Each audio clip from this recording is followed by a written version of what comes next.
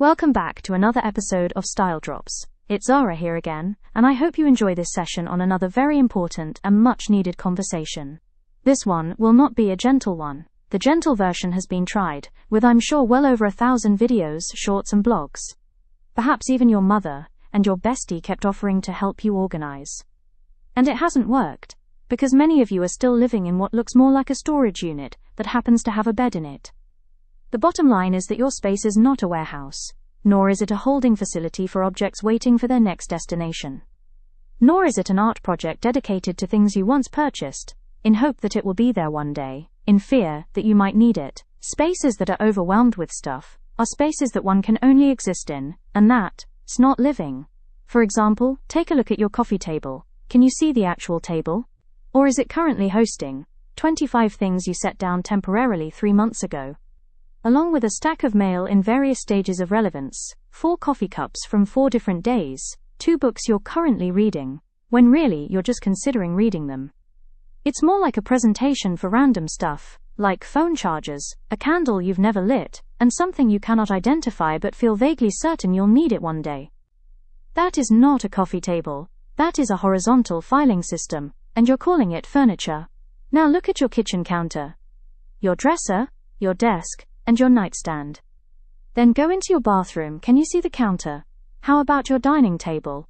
Or worse yet, can you see the floors? Are they all performing the same function? Acting as temporary, which has become permanent, places for objects that have nowhere else to go because every other surface is also full.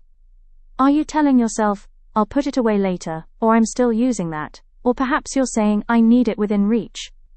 Or even saying to others, it's organized, you just can't understand my system. But here's what's actually happening. You're confusing storage with living. You have decided that surfaces exist to hold things, rather than to create space for life to happen. A coffee table is meant to hold a drink, maybe a book you're actively reading right now, perhaps a small object that brings you joy to look at. It's not a universal drop-off space of recent activity, nor is it an archaeological site of your past month. The 4 coffee cups can be returned to the kitchen. The mail can be sorted, and the chargers can be returned to a drawer in the kitchen. There are items in your home that have multiplied beyond reason or function. Coffee mugs and water bottles, pens that may or may not write, chargers for a multiple of devices, hair ties and bobby pins. If it's not the random stuff not put away, then it's the stuff that one keeps buying on the repeat. Do you really need 17 tumblers or adult sippy cups? The existence of 17 mugs is not providing you with options. It's providing you with a reason to avoid doing dishes. And knowing that a cabinet won't close properly due to so many tumblers is creating a low-grade sense of chaos every time you reach for one. Here's a great test for your space. Let's say you are moving tomorrow. How many of your current items or stuff do you actually want to keep hauling around from place to place? Pick your favorites. How about 6 tumblers or water bottles? Start today. Take back your space. Because those 17 mugs were never serving you, they were creating decision clutter fatigue, disguised as abundance, and the philosophy that, I might need it someday, is not an organizational system. So that drawer, closet, or perhaps even entire room filled with things you're keeping because you might need them someday, has got to go. That bread maker you used once in 2017, someday is not coming. Those craft supplies for a project you thought about starting 2 years ago, someday has made other plans. The clothes that will fit when you lose 10 pounds? Keeping them isn't helping. It's time to either donate or dispose of. Here's the brutal truth about someday. If you haven't used it in a year, you won't use it next year either. The odds are overwhelming, and in the unlikely event that the need does arise, which it rarely does, you can borrow it, or if need upgrade and buy it again. But for now, the mental and physical space it's currently occupying in your life can be overwhelming. Storage space has a cost. Not just money. Even though Americans spend an average of $100 a month on storage units, which can add up to well over $1,200 a year to keep things they're not even using, nor may never use again. It also costs mental energy. Every object you own brings the essence of possible guilt about not really needing it, but just consuming. You are paying daily with depleted energy, and feeling overwhelmed in your own space. That bread maker can serve someone who will actually make bread.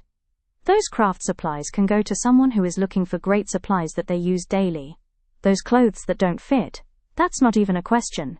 Let them go. Some dates is not a plan, it's avoidance with a calendar. I get it, you've spent money on good things. Therefore, the reasoning goes, you must keep it. To get rid of it would be wasteful. It would be admitting you made a bad purchase, and it would be financially irresponsible. This is called the sunk cost fallacy, and it's ruining your living spaces. The money is already spent, it's gone. It left when you made the purchase.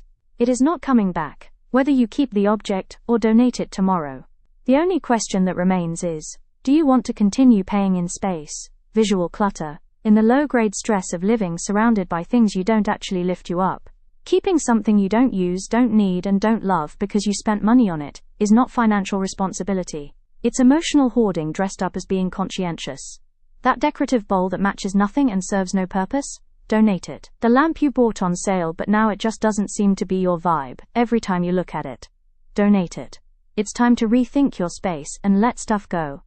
Free the space. Free yourself from emotional punishment and take your space back. Whether it's a corner, a stretch of counter, or even an entire room, clutter is not cute, nor is hoarding a style decision. Give your space and your sanity the most important glow-up you can do, and that is pick up your shit. Take the time to reorganize and go on a major decluttering spree, not another shopping haul, to buy containers to contain that stuff, but simply just haul it away. Period. Empty space is not a problem requiring a solution. It is a feature of good design.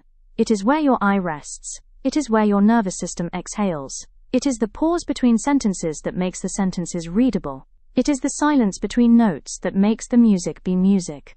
You do not need to fill every surface, every shelf, every corner, every wall. In fact, you desperately need not to fill everything. The rooms that feel the most calm, the most expensive, the most carefully designed are not the fullest ones. They are the ones with the courage to leave areas empty. Stop filling space because it exists. Start leaving it empty because you deserve to breathe. A wall can be bare.